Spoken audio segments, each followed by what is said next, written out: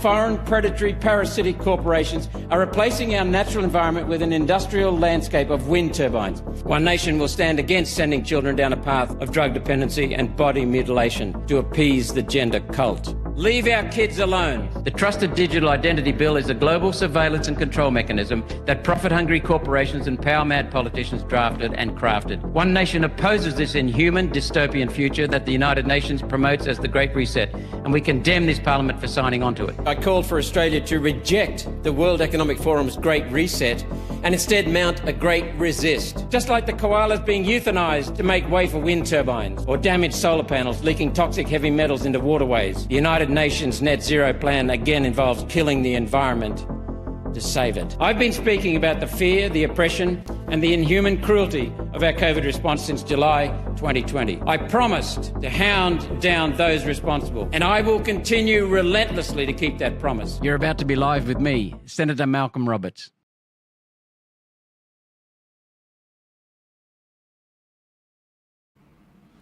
G'day from Brisbane, and all over Brisbane actually this morning, so thank you for listening in. If this is your first live stream, thank you so much. We've seen an increase in membership of One Nation in the last couple of weeks. We've also seen an increase in support on social media. It's been wonderful. Pauline is really zooming ahead. And we know it's partly because of the events that have happened in the last couple of weeks, but especially because of the policies that we have released starting on Thursday, the 6th of February.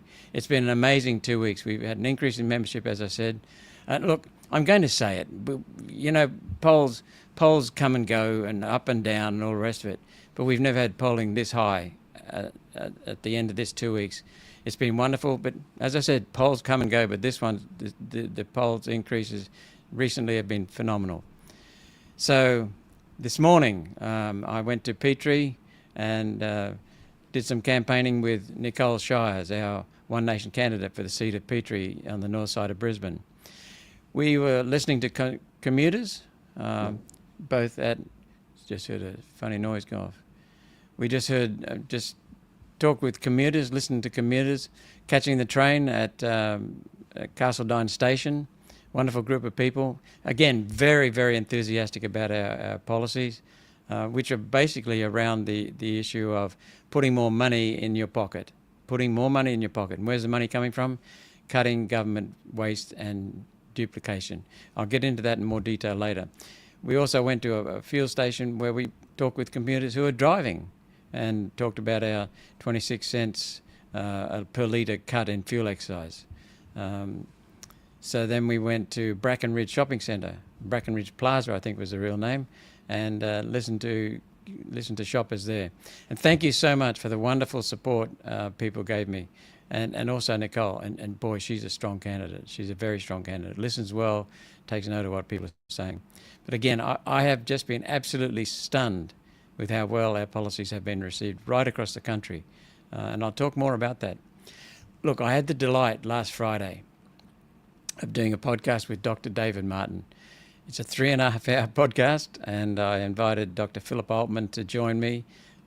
You'll see them when we introduce them. I think the podcast is going to be released today. 3.5 hours. It is smashing stuff. David is an expert. We spent a lot of time on David, actually, the first hour and a quarter, I think, talking about David. What an intelligent person, what a well-spoken person, what a highly experienced and diverse experience he's got.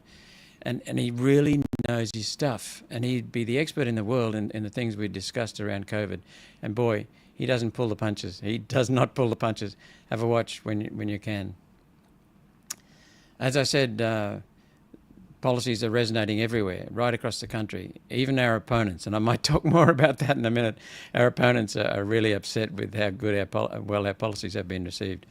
You know, we released them to a newspaper group on Wednesday night, I think, the 5th of February. Thursday morning, they were released in the major papers in Sydney, Melbourne, Adelaide, Brisbane. And the comments from readers was phenomenal, absolutely phenomenal. So what I'm going to be doing next week, actually starting on Sunday, is going on an Outback pub drive. Now, you know, I'm not one to do a pub crawl. I don't drink very much at all, maybe a light beer every week and one light beer every week, and that's about it. But we've called it a pub drive because we're going to highlight three things around Outback. We're going to Warwick, then going to St. George, then Charleville, then at the back of Charleville up to Longreach, and then back through central Queensland, and then back down to Brisbane. So we'll be stopping along the way in the morning in any town we go through, and in the morning and in the lunchtime and in the evening. So come and join us. And what we'll be doing is publicising three of our policies in particular. First of all, the 26 cents per litre cut in fuel prices due to the halving of the fuel excise, which is a bloody tax. Secondly, cutting the alcohol excise, which is a tax, in hospitality venues. And I'll do more of this in detail. And then 20% cut in electricity prices, and we'll show you how it's done. Then, if there's time, I'm looking forward to giving you an update on the hate crimes, or a wash up on the hate crimes. And so let's get into it, and we'll be hopefully having Q&A. But it's going to be a long session because our policies are comprehensive, absolutely comprehensive. So just a summary of some key points. Families will be better off $9,500 more in your pockets per year, almost $10,000 per year better off for families with a dependent child. Singles will be $1,500 to $2,000 more in your pockets due to the changes that you'll hear about in a minute. Key points: cutting fuel excise 26 cents per litre. That goes right through the economy because transport is in everything to do with has something to do with everything in our economy. So that will lead to a reduction in inflation. This is not inflationary, giving more people money this way, because it'll make the fuel prices low and make the economy more productive, businesses more productive. They'll be able to drop prices and still make a profit. And so the consumer will get several benefits. First of all, lower prices, lower inflation, a lower CPI, which will lead to lower interest rates, which will lead to lower home mortgage payments. Cutting electricity prices 20%. And I'm putting that in a highlight as well, because when you cut fuel excise, when you cut electricity prices, it affects every part of the economy. It goes right through the economy. It's amazing stuff, and makes people more productive, makes businesses more productive. It decreases inflation, unlike what the government has been doing. And I'm going to be discussing many more. The policies overview. Look, it's basically because what we've realised, and a lot of the work came from my staff in my office. Then we met with Pauline's staff. They fine-tuned it. Then we met with Pauline, and isn't that woman savvy? She has got so much common sense, and James Ashby, so much common sense, so much practical experience in politics. And it's just a pleasure to be in the room with her when both James and Pauline were going through the policies that my staff were introducing, and her staff sat in on it and contributed. So a real team effort. The whole of One Nation in the Senate is involved. And I want to thank my staff who developed most of the policies in the package with Pauline's team. They're gradually being uploaded on www.onenation.org.au. But look, the basic thrust is to make Australia abundant again. We have abundant resources: soil, climate, water, minerals, energy minerals, metal minerals, but we're not using them properly, or we're giving them away. We have gas that we're just giving away. What we want to realise is make abundance in Australia a good word again. Make abundance for everyone. What we're going to be doing is putting $40 billion more money into people's pockets. Where will it come from? Well, all of these have been costed, either by taking them out of the federal budget as line items, so we know the cost of them, or as Parliamentary Budget Office costings. So where will we get the $40 billion from? It'll come from at least $90 billion in cuts from government waste and duplication in the federal government, and I'll get into that in detail. So what are we going to do with the other $50 billion that we save? Well, we'll be investing $20 billion a year in nation-building infrastructure. That's a hell of a lot to invest in infrastructure, but we badly need it. The Liberal Labor Uni Party has been abandoning Australia, letting us wither when it comes to infrastructure. Put more money in our children's pockets. And then we'll use the rest of the money, that's another $30 billion a year, to pay down Australia's debt. Debt is going to be, the interest payments, are going to be the highest expense in the budget in 26-27. The highest line item expense in the budget, higher than defence, higher than NDIS, higher than health, higher than social services, welfare, the highest of all. So we have got to start paying down our debt that both Labor and Liberals are racking up. Okay, let's get into the policies in detail. I'll just switch to another document. I've made a summary of them so that I can go through them more quickly. As I said, they're all fully costed. They're aiming to put more money in people's pockets. Okay, here are some things that are already policy. Income splitting. Pauline introduced that some time ago, and recently. Income splitting, where husband and wife are working, husband and wife have a child, so a dependent child. One of them is working. With one of them working, that person, he or she, gets taxed at the single rate. Now, when you have a couple with a dependent child, we'll be able to combine the income, so you split the tax. In other words, you split the income between both the husband and the wife. And that lowers the amount of tax paid dramatically. So they file a joint tax return, and that's an amazing saving. They will be better off $9,500, $10,000 a year better off. That's something that people have been calling for quite some time. Pauline's also introduced the aged and veterans pensioners, the ability for them to earn more money without penalty, without losing their pension. That's only fair. And that will be where we'll get a lot of our labour for the other policies you'll hear in a minute, which is about cutting immigration, stopping immigration, pausing immigration, just stopping it. So we have got enormous experience in our workforce, that former workforce that's retired. They can go back to work. They want to go back to work. They want to earn more, and they won't be penalised for earning more. Then the self-funded retirees, we want to lift their tax-free. We will lift their tax-free threshold to $35,000, so they can have more money in their pockets. Now we get on to the new policies that have been released. These will directly reduce the consumer price index and the underlying costs right across the economy. This will reduce interest rates and therefore mortgage payments. Now the first one is reducing electricity bills. 20% cut in electricity bills. How do we do that? Well, we change the national electricity market rules, and actually it's not a market, it's a racket, national electricity racket, and it's a bureaucratically controlled racket. It's not a market at all. So national electricity market rules to prioritise stable, secure, reliable, affordable coal-fired and gas-fired power. That will protect the grid, and it will reduce grocery prices, because even corner stores have fridges that they must power with electricity. What's happening at the moment in our electricity sector is wind and solar are being prioritised, but they're not there. They're not reliable.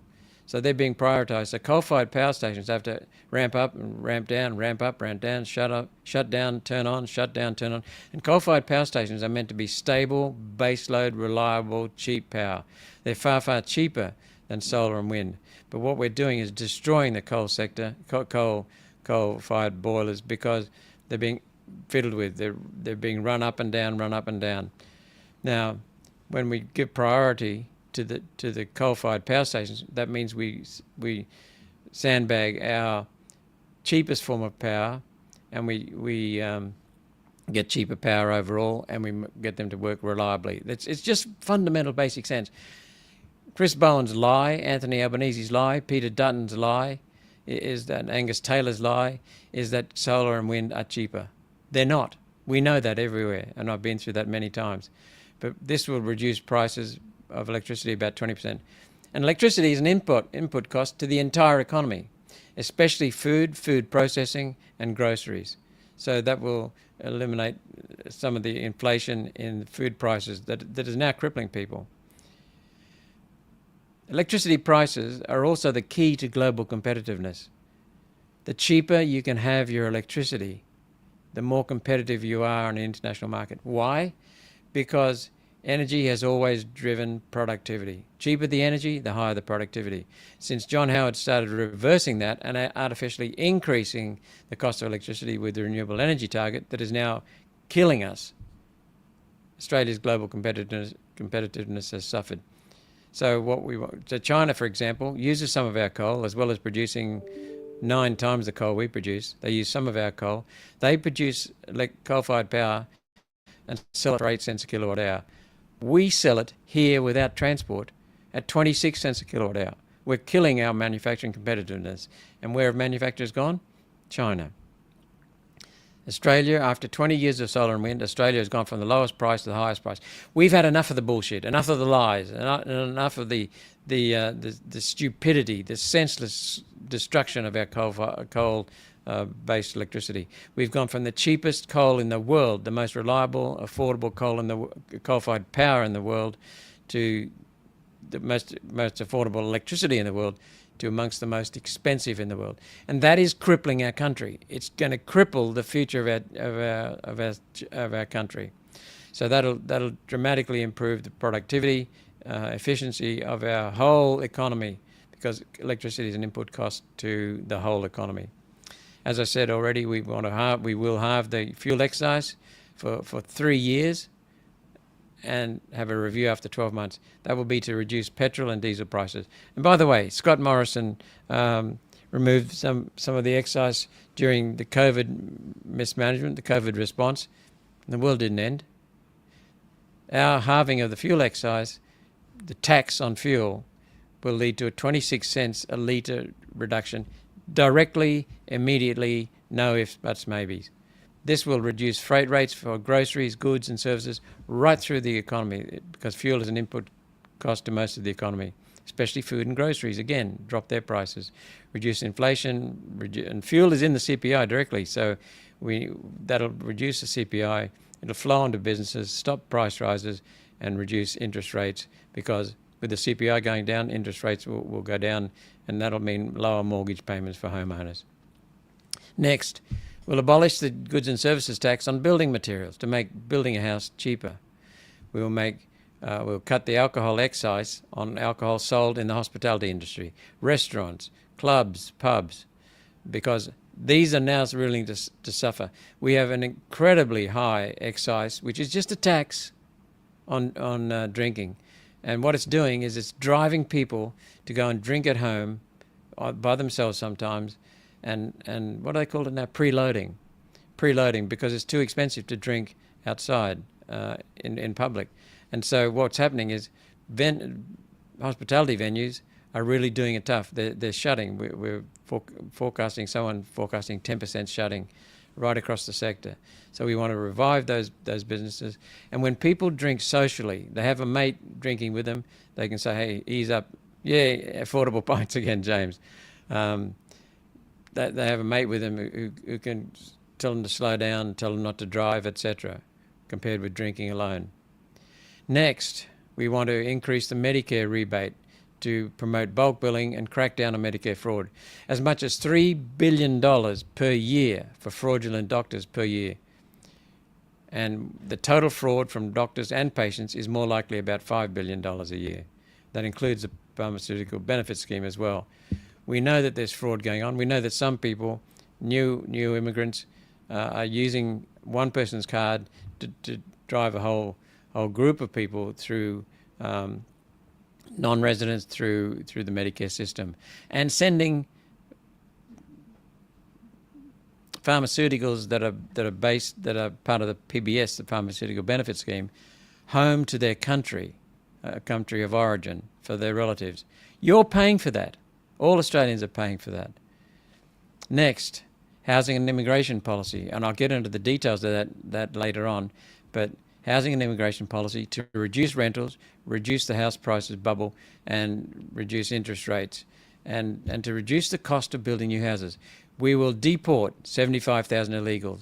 We will change the current Administrative Appeals Tribunal, which is clogged with appeals from immigration decisions, and we will set up a separate immigration review tribunal to handle those complaints judiciously and quickly. We must deport 75,000 illegals. The government does no clue where those illegals are and what they're doing. But they are there illegally. And what we've seen is an abuse of the temporary visa situation, because we've got thousands of people who are here originally for 12 months. They just come in and renew every 12 months. 15 years, 20 years. Not on. We've got to stop paying for this. Insurance premiums. We want to reduce insurance premiums dramatically. First of all, remove the goods and services tax from GST, from the general and rural insurance. Sue the ACCC, the Australian Competition and Consumers Commission, onto insurance companies. There's no doubt they're wrought, and you'll hear more about me in ending the climate fraud in a minute.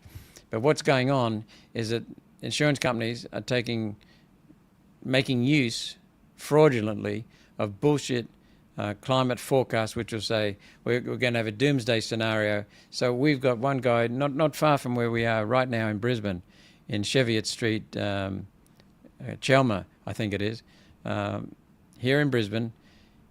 Because of the climate rubbish, the climate lies, the Brisbane City Council has vastly increased the proposed flood zone maps. And his insurance has gone from $3,000 per year to $33,000 a year. People cannot afford that. The same with talking to someone down on the Gold Coast who owns a series of shops, a little row of shops in Paradise Waters.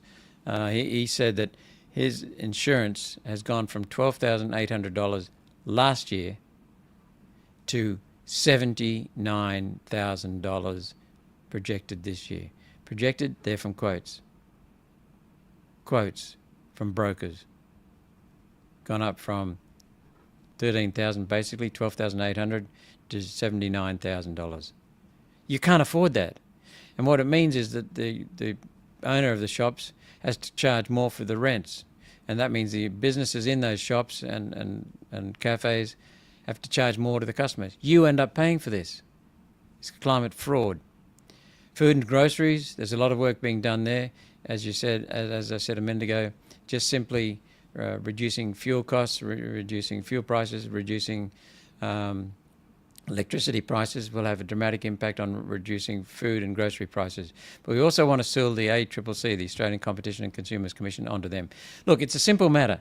I've never heard of BlackRock, Vanguard, State Street, First State being raised in Senate estimates hearings, but I've raised it, and in regard to the banks.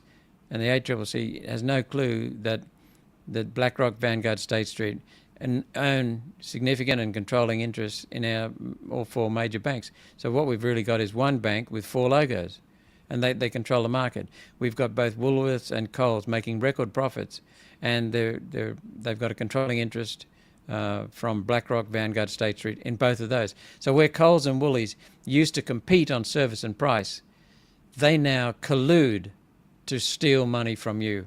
They've had record profits.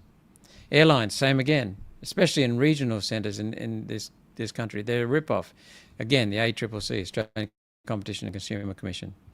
Now there's some of the policies that we'll be putting into place to put more money in your pocket. They're comprehensive, they work together, they impact the whole economy for the better, increase productivity, reduce prices, reduce inflation. A few more will be released in the coming weeks. So where's that money coming from? As I said, we want to shrink government spending and waste now. We've identified places, they've been identified opportunities, they're huge. At least $90 billion per year taken out of the federal government cost. Money that is your money, taxpayers' money. And we think it's better in your hands than in the government's hands, than in the bureaucrats' hands.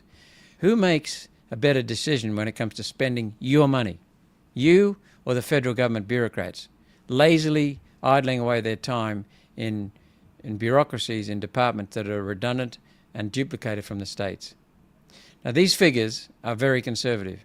When we dig in, we'll find much more. But before going into the waste and duplication, we want to say that we've been very tight, and Pauline has been a champion of this. She's the first one to raise it. She's been raising it for years now, decades. We will levy gas royalties at the production point. So not at the calculated profit, in which case foreign companies inflate their costs, sending the money back overseas as payments. They dodge the tax and they they increase the transfer pricing to drop their profit. In Australia, they pay bugger all. We know that. We know that the taxation system that was changed by the Liberals to help make sure companies do not have to pay company tax, foreign companies do not have to pay company tax. We know that the Petroleum Rent and Resources Tax from Bob Hawke made sure that the world's largest tax evader, Chevron, will pay no tax in this country on its gas exports. Huge exports. And we're getting peanuts for them. So we will be not taxing profit because they can manipulate that. We'll be taxing production of gas at the point of production based on volume. You cannot argue with that. There's no fudging the figures. We estimate that'll bring in $10 to $13 billion each year from multinationals who are currently paying none or little company tax. And we'll be creating a domestic gas reserve. Now just remind people that Pauline has long advocated for a gas pipeline from the west, massive reserves over there, to the east coast, Sydney, Brisbane, Melbourne. And we now know that our Northwest Shelf gas is suitable for conversion from gas to liquids, petrol and diesel. Our refineries are being shut down. We're now dependent not only on oil from overseas, but on refined petrol and diesel from overseas. This is bloody crazy. We've got huge reserves of petroleum. We can make it our own and become independent. So as well as having a domestic gas reserve, which keeps gas for the domestic market.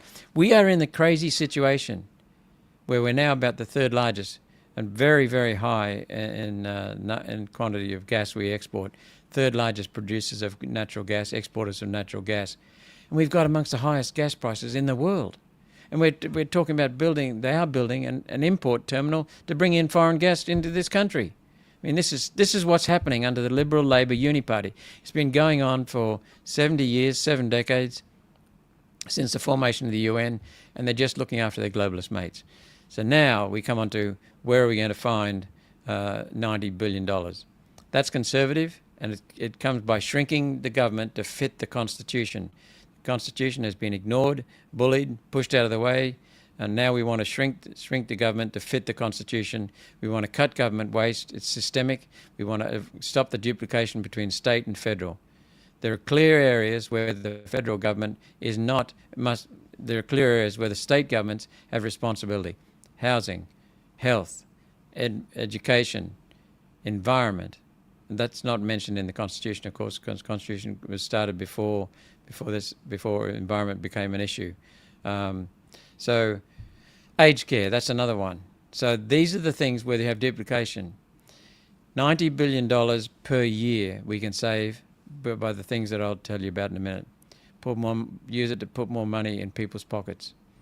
And as I said, if we don't do something about our debt, our interest payments in 2026, 27 will be the largest single line item in the budget. You don't run a household that way. You don't run a business that way. You don't run a country that way, because taxpayers end up paying for it. So what we're after now is comprehensive spending reform, eliminating waste and duplication. We'll be targeting the areas where the states and the Commonwealth government are both responsible, which means no one's responsible, because when something goes wrong, they just point to each other as responsible. We've got falling standards in education right around the country, falling standards in healthcare, falling standards in aged care, and a lot of wasted money. It's because of the lack of accountability. So we want to give that back to the states. So here's where we will cut. Abolish the Department of Climate Change, and related agencies, related regulations, related programs, related schemes. That's more than $30 billion a year. This will reduce electricity prices further and lift productivity. And it will free up the economy, because the government is currently meddling and lying and intruding into every sector of people's lives by distorting the electricity sector. It's hideously expensive, indirectly as well as directly. We'll save $30 billion plus by abolishing the Department of Climate Fraud. We will eliminate the white and black, yes, white and black, Aboriginal industry that's standing in the way of closing the gap. The problem, what's stopping the gap being closed, we know this from many Aboriginals around the country and Torres Strait Islanders in the north of our state. We know that the closing the gap fiasco is doing the reverse of closing the gap, because the money is not going to the communities to improve the services. The money is going to the parasitic academics, activists, lawyers, consultants, bureaucrats, and politicians who are feeding off the trough in between. The money that you as a taxpayer give the Aboriginal people supposedly, and yet it's taken by these parasites who include white people as well as black people. They're all in on the gravy train. And what we find is community after community, there are people just not getting the services, just not getting the money spent in the bloody community. That's what's wrong with this country. It's the Aboriginal industry, the white and black Aboriginal industry, standing in the way of closing the gap.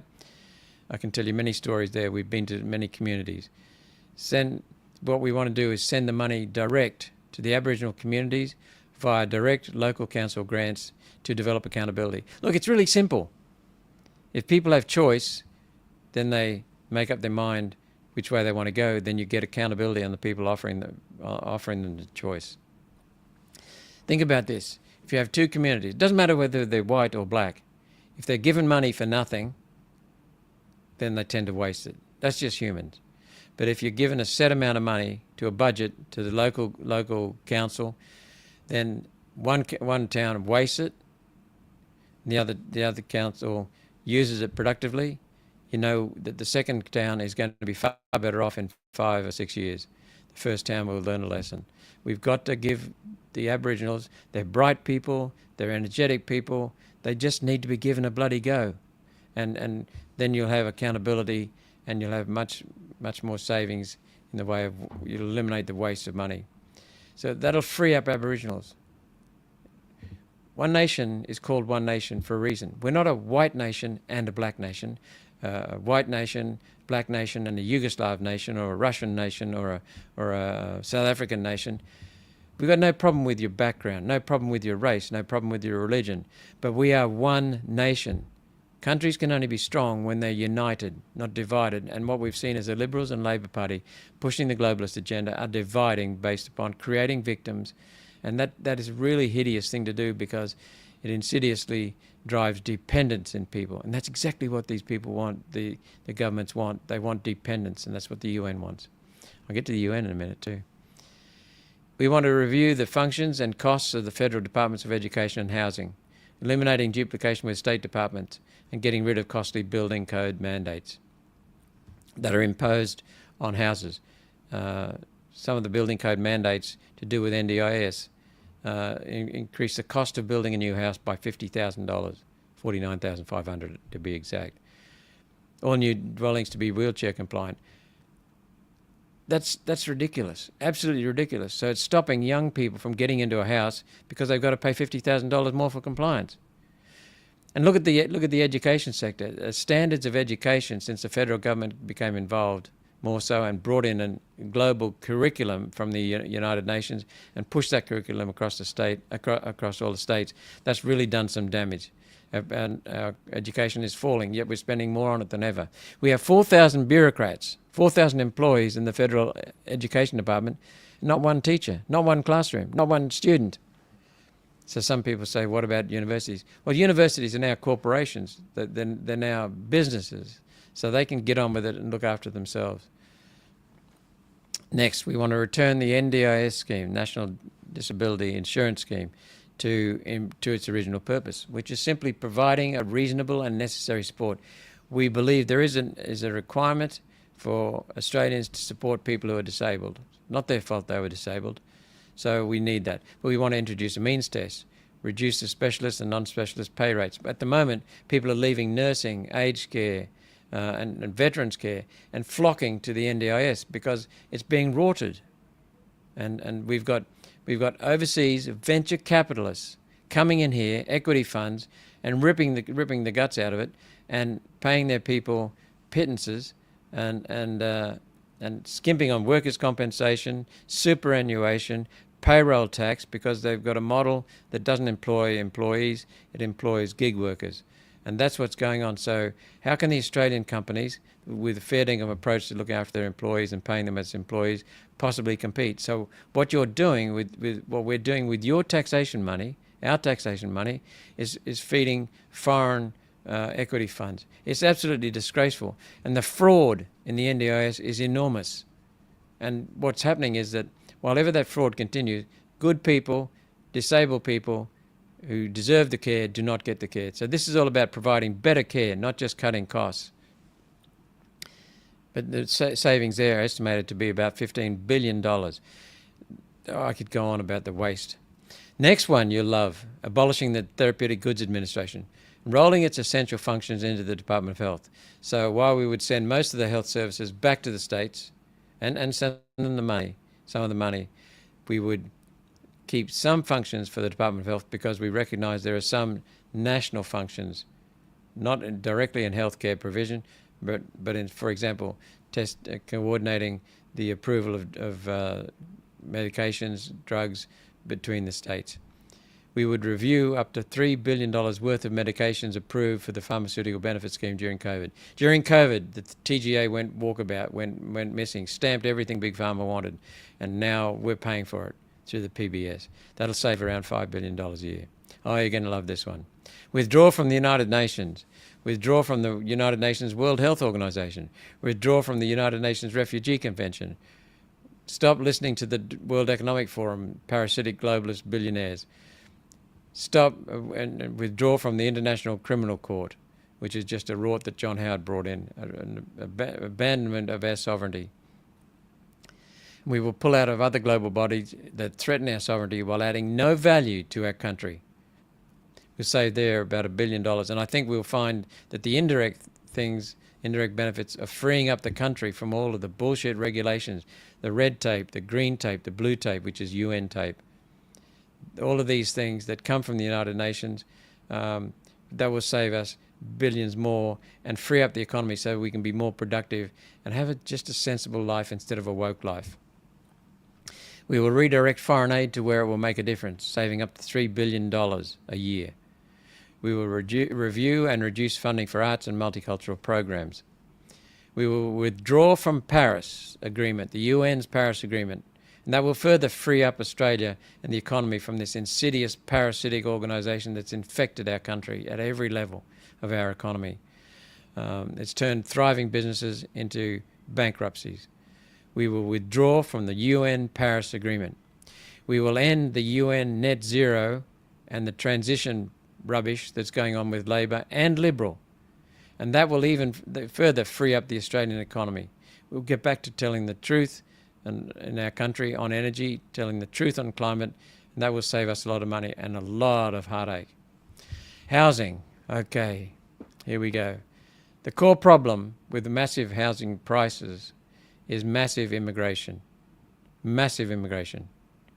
To fix the housing crisis, it is a crisis. I'm sitting in Brisbane right now. There are people near me sleeping under bridges, in tents, in cars, working families near Ipswich, going home, mothers and fathers going home to check their kids are in the car, and that's where they sleep. I don't know where they toilet. I don't know where they shower.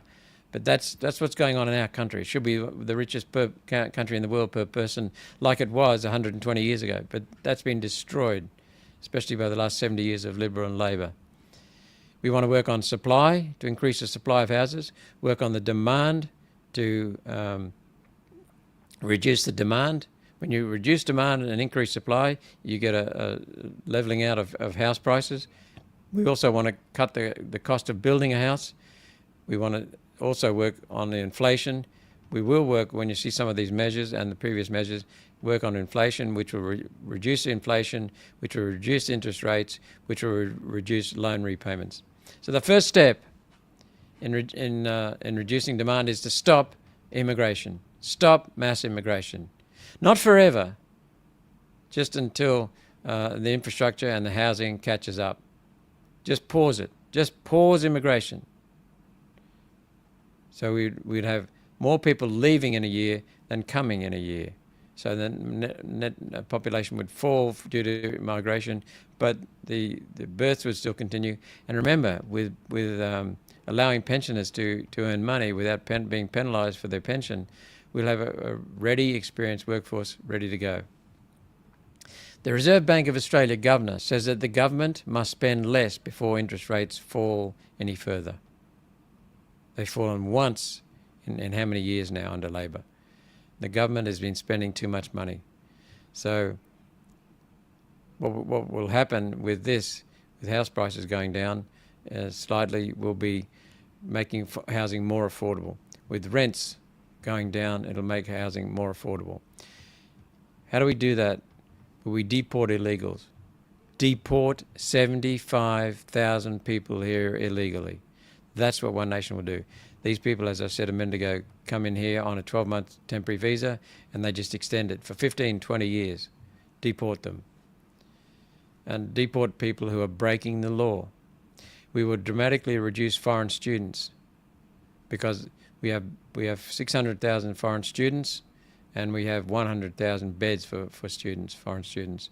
That's it. So they're putting pressure on other forms of accommodation. The pent-up demand for housing is 400 to 500,000 houses. So it won't crash the market, the housing market, but what we will do is stop foreigners from owning property in this country. By the time we pass the legislation, give them 2 to 3 years to sell their property to an Australian. Now, if the government's figures are correct, and we know they're not, there's not going to be any effect. Just a slight freeing up of some thousands of homes. But if the government's figures are wrong, and we believe the bank's figures are correct, and the real estate agents' figures are correct, then there'll be a massive sale of housing for foreigners getting out of the country, selling their assets to Australians. That'll free up a lot of supply. That'll make a lot of supply. So it depends on the percentage of foreign, but the government has no clue how many people are owning foreign homes. So these are things that we have to carefully monitor, but this is the way to get more houses. So we've worked on the supply and the demand. Are foreign homes locked up are they locked up? We know that many people, foreign owned, are locking up their houses. They're not available for rentals. The percentage of foreign, as I said, is not known, but we know it's much, much higher than the government is letting on. The government hasn't got a clue what's going on. Plus, we cut the GST on house materials. We increased the land supply because I organised and led an economic summit in our office in Brisbane back in 2017 when I was in the Senate back in 2017. We had notable economists, a very, very good economist, highly respected around the world. And he said that the cost of housing, cost of building a house in Houston, Texas, and the cost of building a house in Sydney, Australia, is the same, roughly the same. The cost of the land in Houston is far cheaper than the cost of the land in Australia because of all of the way that land has been tied up. The very unproductive excessive, ridiculous environmental regulations. America's got 330 odd million people. We've got 27 million people. We've got roughly the same area as their 48 states, and so land should be much, much cheaper than it is here. Dr. Alan Moran was that economist. So all of these policies will reduce inflation, and that will reduce interest rates, which will reduce home payments. We are talking about those aspects of cutting those departments to shrink government to fit the Constitution. Next, so what we've got is shrink the government to fit the Constitution, save $90 billion of your money. It's taxpayer money. It's not government money. It's taxpayer money, and pay $40 billion back to taxpayers, back to residents, put more money in the pockets of Australians right around the country. What about the other 50? Well, $20 billion will be spent on infrastructure. We haven't had much infrastructure spending. So we've got some nation-building projects. We've also got some very sensible projects. We haven't built a dam in this country for years. One dam went ahead finally with the previous Morrison government, Hell's Gate Dam, and now the Labor Party, one of the first things they did was shut it down. People in Townsville, people in Cairns, people in North Queensland generally need dams for flood mitigation. We need dams for opening up new agricultural areas through irrigation. We need dams for water security and droughts.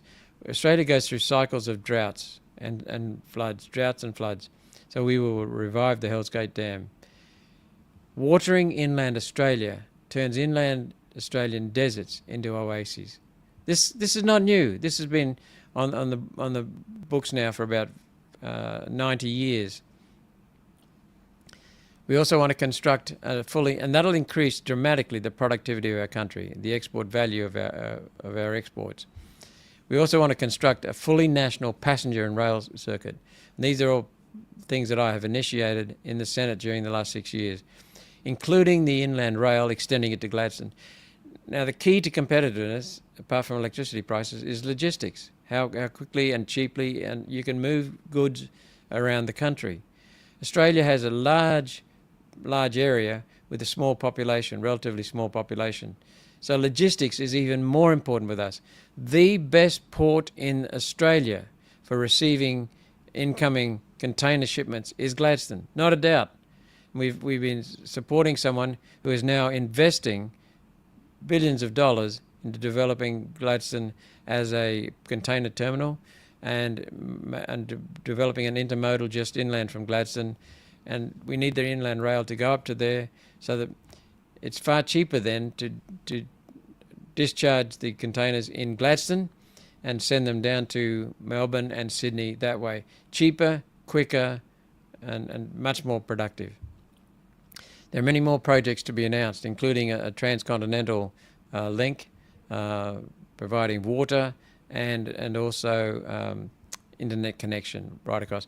We want the world to be able to get to see Central and Northern Australia, and we want Central and Northern Australia to be connected to the world. It will save enormously on costs for the people in the centre and the north, and dramatically open up them to the world and open the world up to them. What we want is wealth over welfare. Wealth over welfare. And that turns people into industrious people, innovative people, and people with accountability. So that's now up to $60 billion of the $90 billion saved. That's what do we do with the other 30? We want to pay back debt to reduce the principal, to reduce our future interest payments. As I've said, one of the largest budget expenses is interest payments on our huge debt that Scott Morrison blew out, and that the Labor Party is now going to be increasingly blowing it out as well because of their mismanagement of the economy. In the 2026-27 fiscal year, the interest payments will amount to $50 billion a year, possibly the largest line item in the budget. It's dead money. It drags down the gross domestic product, decreases our standard of living. The debt now is almost $800 billion. So some of the savings from stopping the duplication and the waste in the bureaucracy would be to go back to paying off the debt. Return the budget to balance to prevent accumulating more debt. Budget expenditure now is $680 billion a year. The government, as a percentage of our gross domestic product, is now 27% and heading for 30%. I remember the days when experts said it should be 10%. Then the experts said it should be 20%.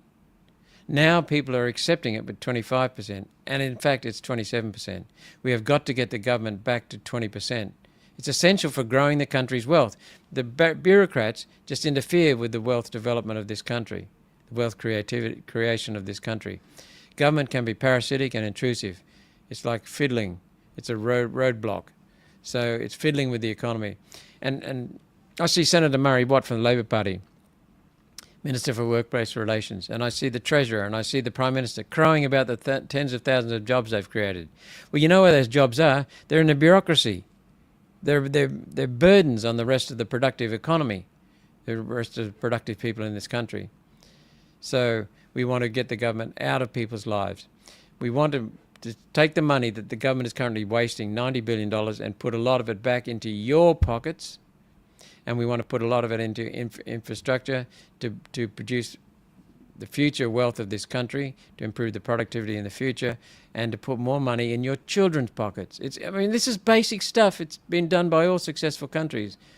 Our plan is a fine start, cutting government and putting our country back in the black, and enable our country to start investing in its future. Now, there are other policies that we're famous for. They'll be continuing. The COVID. We want compensation for the people who have been cruelled by the COVID mismanagement. And I'm not just talking about the tens of thousands of deaths from COVID injections, not just talking about the hundreds of thousands of people injured, some crippled for life. Not talking about just, I'm also talking about the people who have been suffering from vaccine mandates, injection mandates, who lost their jobs, lost their house, lost their family. People who have been, children who have been crippled by the restrictions, social engagement being destroyed. People who have been hurt by the lockdowns. We also want to keep going with exposing the COVID fraud, because there are people crippled in this country. It's inhuman. And until we get that openly being admitted, until the bureaucrats start to care about these people instead of covering their asses, they will not be getting treatment. We also want to stop the shots. Donald Trump is now talking about doing exactly that in the United States. And it's quite clear that they're not efficacious, they're not effective, and they're not safe. And so we need to stop the shots. And this is now known. We want to make sure that there are no mandates. We tried to move a bill in to eliminate mandates, Pauline and I. It was defeated by the Liberal, Labor, Greens in the Senate. So we want to eliminate the mandates and make it so that people can't have mandates in the future. You can't mandate an injection, especially an experimental injection that's not tested properly. We want to get back to medical basics, your rights, informed consent, no forcing doctors into silence to comply with orders from a health bureaucrat that's dishonest. We want a royal commission to get it all out in the open. We were the first party to introduce the process of developing towards a referendum to entrench free speech into the Constitution. That was a couple of years ago.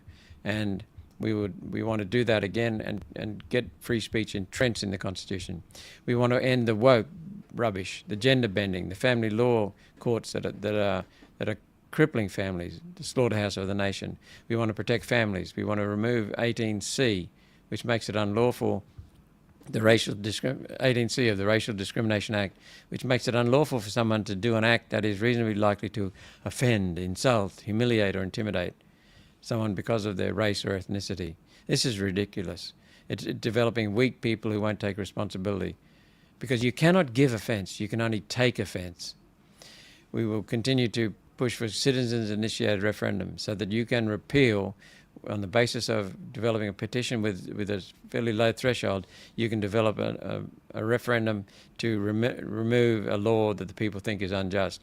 That brings real accountability to politicians. We've had that as our policy for 20 years or so. We want a comprehensive reform of workplace relations. I've been sad to be involved in 5.5 years, almost 6 years now, of trying to work through the biggest, largest wage theft scam in this country's history, ever. And the Labor Party is trying to hide it. The Liberal Party tried to do nothing about it. But we are not going to give up on those workers. 5,000 workers, over $1 billion lost. Some workers, $211,000 short changed. Some $40,000 per year continuing. The workplace relations reforms are needed so that we can protect workers from union bosses who are exploiting them in cahoots with some of the multinational employers, working together to rip off workers. We've seen that time and time again. We've seen it now in 4 unions right around the country. We want a people's bank. Pauline has been pushing this for many years. I've been pushing it solidly ever since I got into the Senate. We've had a proven, successful bank in the form of the original Commonwealth Bank when it was a people's bank. The only bank in North America to have made a profit every year of its existence is the State Bank of North Dakota, a people's bank. Lends to small businesses, farmers, individuals. So People's Bank is starting to be introduced in other countries as well. I think Japan making headway, and also New Zealand. It's the way to go. It raises accountability with other banks.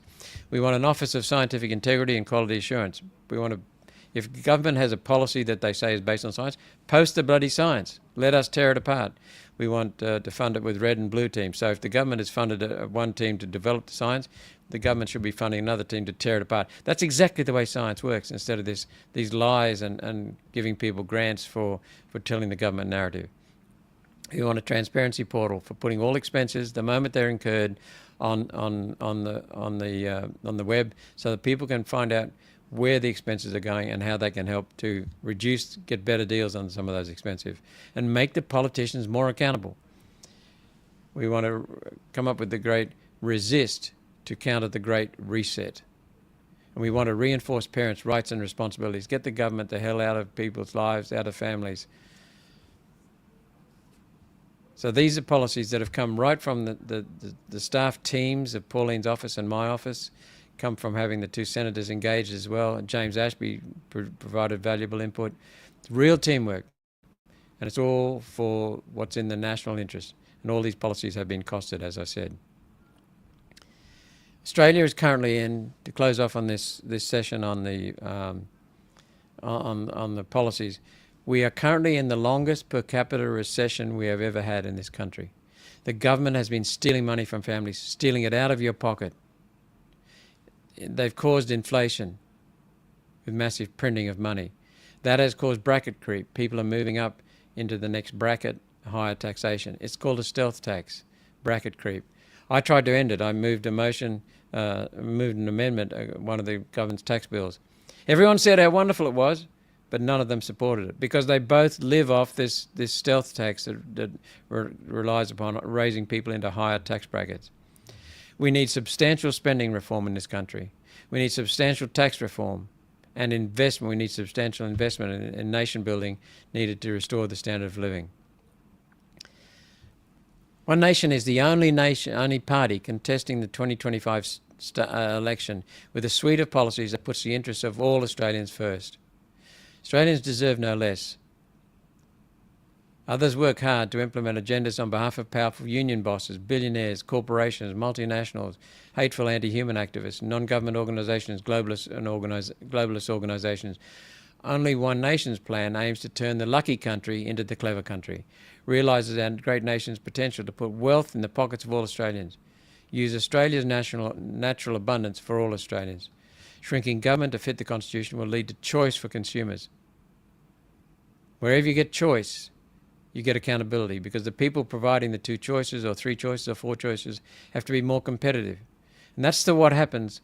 When you centralise things, you destroy the competition between states, and our country has been built on competitive federalism. If New South Wales comes up with a better idea of doing something, then people move to New South Wales. We've seen people leave South Australia because they destroyed the electricity sector by going to solar and wind so rapidly. So what we want to do is restore competitive federalism, push the responsibilities back to the states where the Constitution says they belong. And we want to give you choice with what to do with your money. Instead of the bureaucrats spending your money, you need to have your money back. They got their money by stealing it from you. You need to have it back. You need to have choice with your money. I'll ask you a simple little question. Who knows better how to spend your money? You, your wife, your kids, or federal government bureaucrats who are protecting their ass? So what happens when you have choice is you get accountability. And with accountability, it leads to trust. Choice, accountability, and trust begins with cutting government waste and putting more money in people's pockets. I'll get back into my overall... how long have we got? Aidan, we can't go over an hour with Instagram, can we? Excuse me, I'm just checking with one of my staff.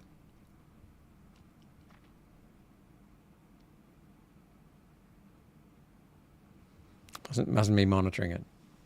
Okay, let's just go into the hate crimes bill. A few days after the hate crimes bill was rushed into the Senate and guillotined on Thursday the 6th of February, I promised to speak about our position. I did so in the Senate, and I posted that on our social media. Pauline posted a social media response as well, a video, an interview. And I also acknowledge Topher Field, John Ruddock, Ralph Babet for the civility and honesty in which they discussed what happened. They rose above the lies that were told, the rabble, the conservative infighting. I now add to that list of people, I acknowledge Jim Wilmot and Joel Jamal. Thank you, Joel, in particular, for what you've done. Since the vote, our membership has increased. As I said a little while ago, our polling numbers have increased. People increasingly are coming through their comments, seeing through the lies, and see that we stood on principle. And I'll explain that in a minute. I thank the people for gradually awakening to the lies that were told about us. I was going to share insights into politics generally, because the lying and the dirt is not just in the Liberal, Labor and Greens parties. It's in some of the minor parties as well. So, and I also notice, if you remember the dates, our policies were released on February the 6th, Thursday, and in the media on Thursday, and the same day, later that day, we had the hate crimes bill. And some of the small parties were shocked at how good our policies were. So there's a fair bit of envy, I'd suggest, going around, and that might be why the lies came. There's so much dishonesty about the hate crimes bill. It's a hate crimes bill. Hate crimes, not hate speech, hate crimes. Senator Rennick, who I've always had a lot of time for until now, said in a video, as soon as the hate crimes bill was passed by the Labor Party and the Liberal Party ganging up, this is what Senator Rennick said, quote, "Two major parties with the support of One Nation have actually voted for the hate crimes bill. That is a lie. It is a false statement. We abstained." And I made it clear to him. I went straight out of my office, went to his office. He wasn't there. I found him in the Senate later. He acknowledged to me that it was false. It was not accurate. I said it should be retracted.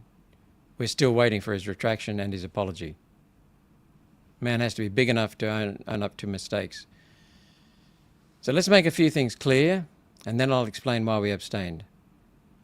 We opposed the government joining with the LNP to rush the bill into the Senate with no warning and cutting debate, and then with the Greens ramming the bill through. We opposed the guillotining of the debate. Secondly, we support free speech. One Nation has consistently championed free speech. The misinformation and disinformation bill was led by my office. The opposition to that was led by my office. Both the Labor Party and the Liberal Party supported it. So, and we eventually prevailed by contacting the people and putting so much pressure on the Liberal Party and Labor Party that they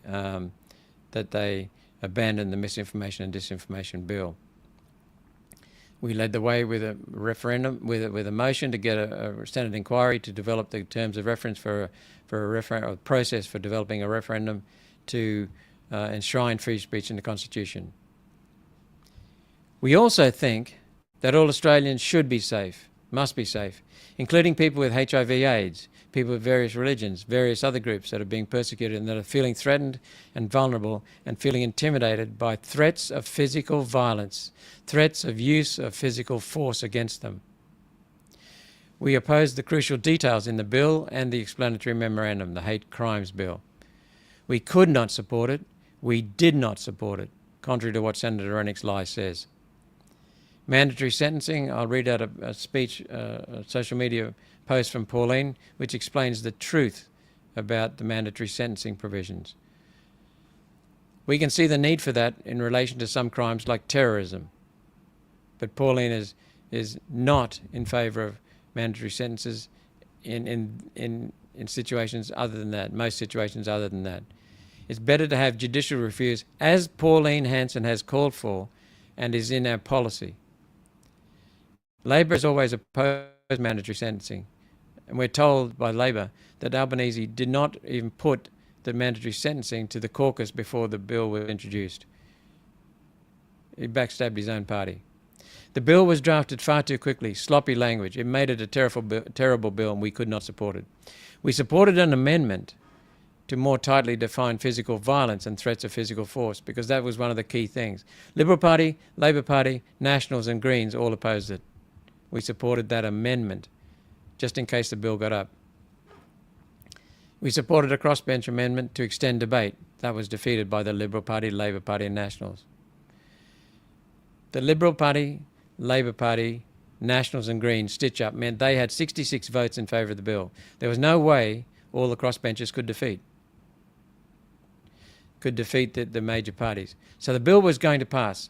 So that says, what options do we have?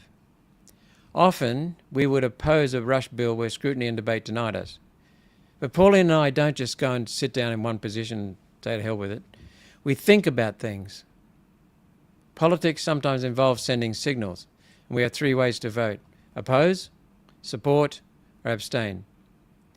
We did oppose the bill's wording and some detailed provisions. We did oppose the rushed processing. Yet we support people needing protection because they're targeted with violence due to disability, disease, religion, beliefs, race, or a group they belong to. No law-abiding Australians should face the use against them of physical force or violence or threats of physical violence and terrorism. We must protect people's safety. One Nation upholds Australian values. So the conclusion we had was to not support the bill because it was a terrible bill, but to send a signal to those people who are living in fear of threats and physical violence and physical force, to send them a signal that we will look at some of the aspects. We must protect their safety. So the conclusion we came to after discussion between Pauline and me was to abstain. With no opportunity to speak, we used our vote to give a message of support for keeping Australians safe. We abstained. Now, the word abstain has come to mean different things as a result of the lies of some minor conservative parties. The dictionary meaning of abstain is this. Check it out for yourself in the dictionary. To hold oneself back voluntarily, especially from something regarded as improper. For example, improper due to a rush vote or guillotine debate. Secondly, to refrain from casting one's vote. One Nation and I have the courage to be in the minority and stand up for people. We use that as an opportunity to stand up and send a message to people that we will support them against threats of violence and threats of physical force.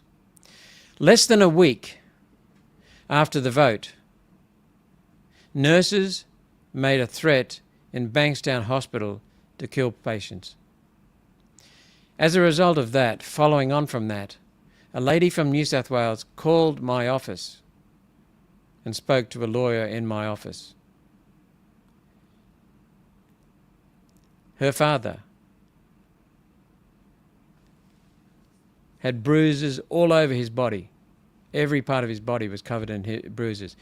The barrister I've got in my office, he was sickened. He's seen some pretty horrible things in his career. He's not a young man. He was sickened. And under many of those bruises were broken bones. This is in Bankstown Hospital. So he has forwarded this lady's photos to the New South Wales Police, called them, and now they're following up on it.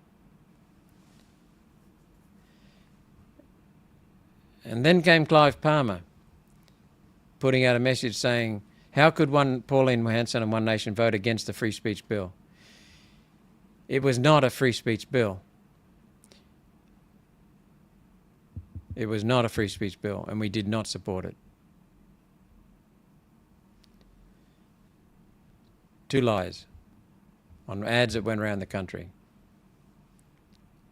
Then he came out with purchase of another party. So what we saw was an orchestrated campaign from three political parties and two extreme groups. Whatever we said would have been corrupted and twisted, and those who said anything were attacked. So we waited for the heat and the passion of lies to cool down. People were in frenzy, not logical, were closed, not listening. Our two officers met to discuss our response. We decided we'd stay out until emotions cool, until people start to realise the lies that were being told about us. We're not going to join the Conservatives in fighting in public. That's degrading for everyone. We're not going to be goaded. My approach is to be calm and factual, accuracy, truth and integrity. I answered questions openly at a public forum on Saturday the 8th of February at Boonah. Told the full story. Then on Sunday the 16th at an evening at Indooroopilly, I openly told the whole story again and answered questions about it. People have a right to know. I'm always happy to answer questions, very happy to be held accountable, and questions as I see them are opportunities to clarify our positions, clarify what I'm doing, and an opportunity for me to learn. Sometimes I make mistakes. The key question is, why did Senator Gerard Rennick start his video with a blatant lie? A blatant lie. Second key question, why did he not retract it after admitting to me that he agreed it is false? He let it stay there. Maybe he was wanting the attraction in social media because he got a lot of likes on it.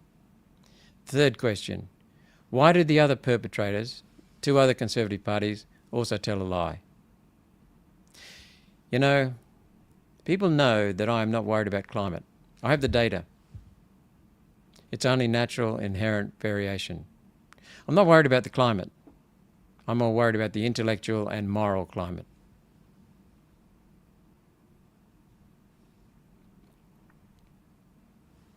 As I said before, we got very strong support in the media and electorate for our policies. They were released just before the vote for the hate crimes bill, and particularly our policies to put more money in people's pockets. And I think there's a fair bit of jealousy from the other parties. I want to mention something else, a couple of other stories.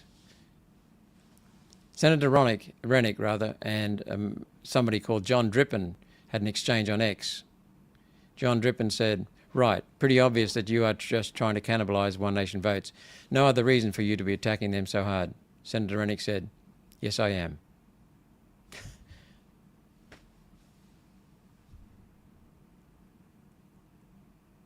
So John Drippen said, "At least you have admitted it was a nasty attack on One Nation, telling lies to get their votes. Liberal to the core you are, you will rejoin the Libs at the first opportunity. Your party should be called Rennick First." I want to make it clear, One Nation is the oldest and largest small party. We are on the verge of having 5 senators, perhaps 6. Western Australia was very close last election. South Australia was very close. Victoria was extremely close. New South Wales was close. The Greens had global backing for years to get to where they're getting. They had media backing, pushing lies in which they built policy. One Nation had globalists and media opposition and lies and branding us as racist. We had the opposition against us because we're the only real alternative to the Liberal Labor Uni Party. It's a magnificent achievement that Pauline Hanson is still standing, still alive, let alone thriving. We're on the verge of catching the Greens. We're nipping at their heels. You know, I'll tell you another story. I had a person who's been a member of 4 parties. UAP, Liberals, One Nation, and Libertarians. He called me on behalf of other parties, he said, sometime last year. What he said was, "Malcolm, you're a fantastic senator. We've got to get you re-elected at the next election in 25. We've got to get you. What we're going to do is propose that what we'll do is none of the little parties will run a candidate in the Queensland Senate election, but you have to stay out, get One Nation to stay out of the other states." That's subverting democracy. It's like a cartel carving up the vote. One Nation can have Queensland, and everywhere else where we're by far the leading party amongst the small parties, we just step aside.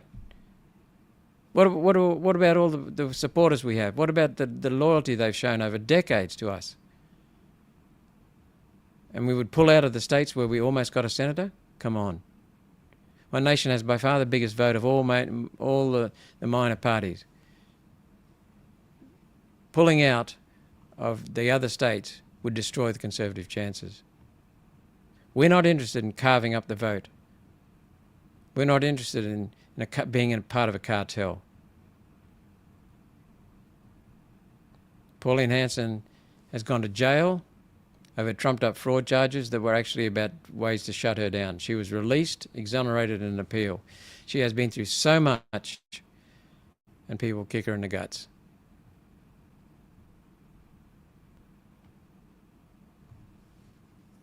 You know, I've had 3 parties approach me to join them. I'm staying with Pauline. I don't even hesitate, don't even flinch, because she's the only party to meet my standards for integrity. That woman has met my standards for integrity every day I've been in that party. I'm sticking with this party, and it's just so annoying that people are sending out motives, rumours. It's just rubbish.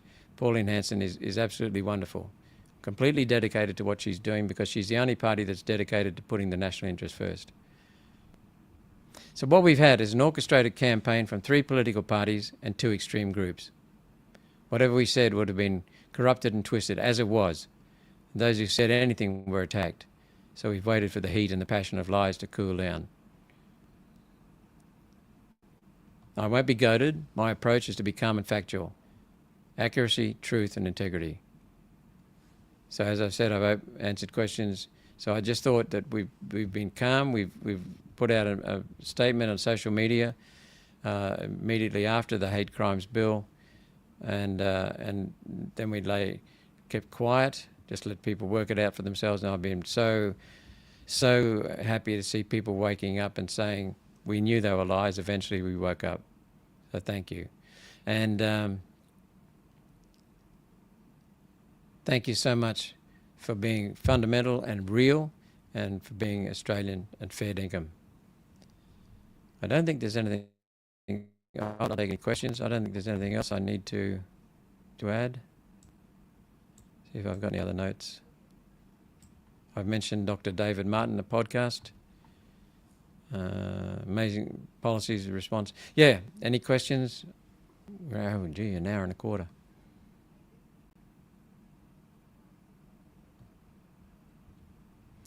Oh, Lancelot link. Senator, with Robert Kennedy now the head of the Health and Human Services in the United States, could job schedules in Australia be put under scrutiny? Oh, jab schedules, sorry. Yes, definitely. They're coming. And not just the COVID jabs, but also the childhood jabs as well, because some of them have not been tested properly. There are many, many questions about that. Excuse me, and I think also fluoride. Fluoride, it's something I've made comments about before. We're putting a toxin into people's water supply, a toxin that's known to be harmful.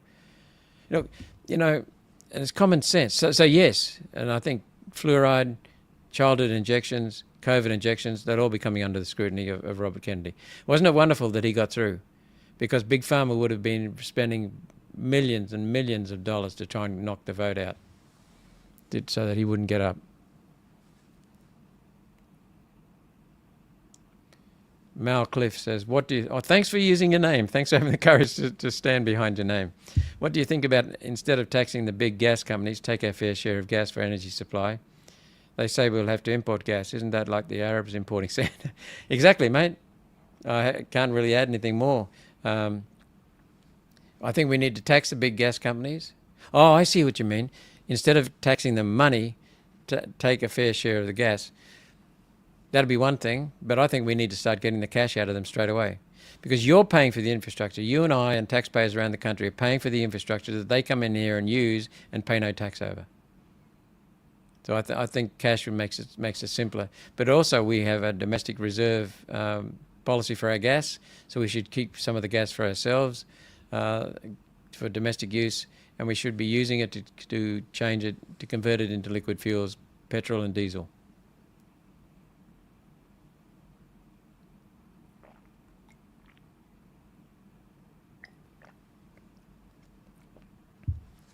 Any more questions? Oh, I like this one. Vince Majestic. Will One Nation hold a similar audit as Trump, Musk and Doge are doing in the United States? We would. We will.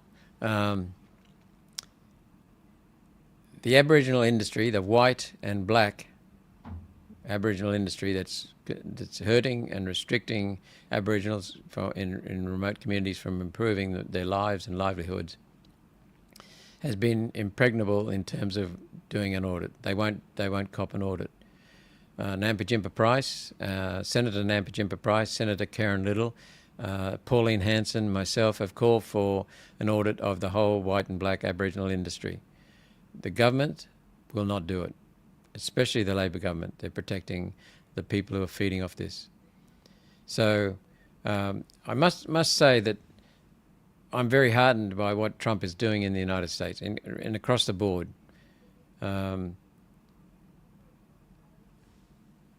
He said that he would pull out of the United Nations Paris Agreement. That's been our policy for years. He said that he would pull out of the World Health Organization. That's been our policy since 2020. We go further and pull out. Say we want to pull out. We will pull out of the United Nations. There's so many things that Donald Trump is doing that have been one nation policy for years. We're very, very proud of that. But yes, to answer your question, yes. I'm not so convinced about DOGE, Department of Government Efficiency, because you're appointing a bureaucrats to cut down other bureaucrats. Although Musk is a pretty unique person. The other thing that's interesting is his position on Ukraine, isn't it?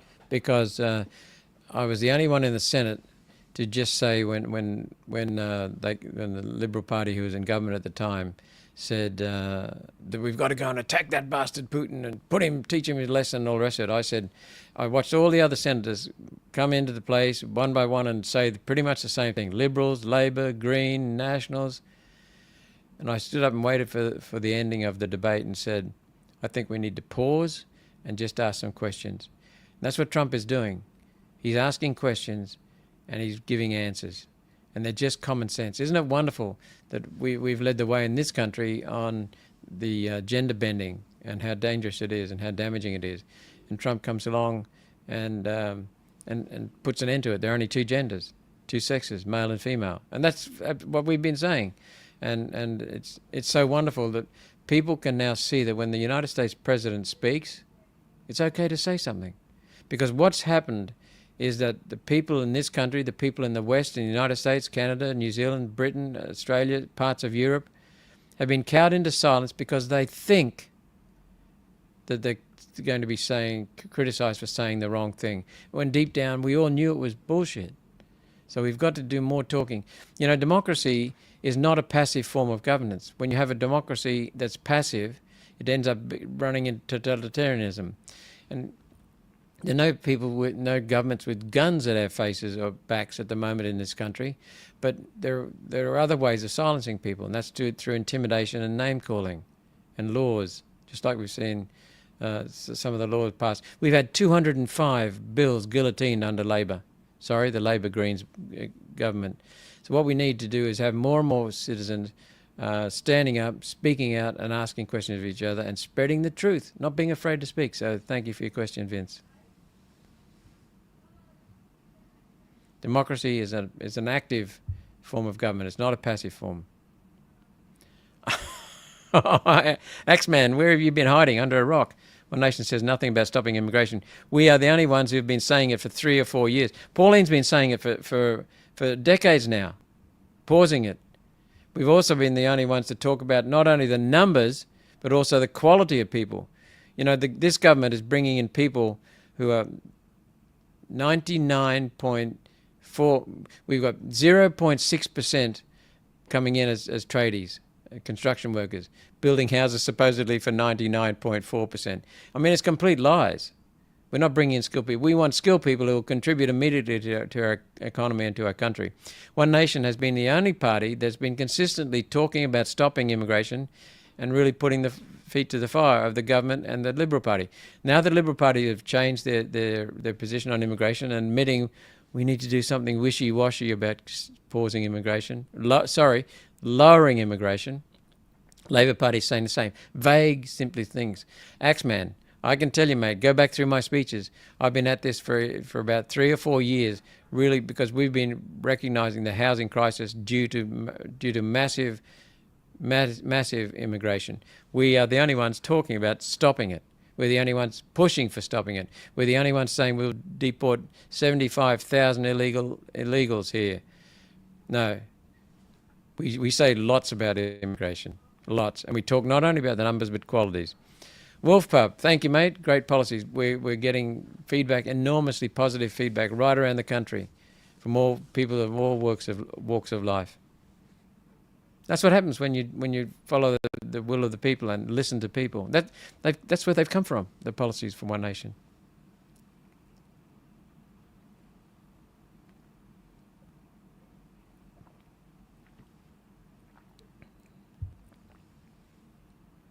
One more question?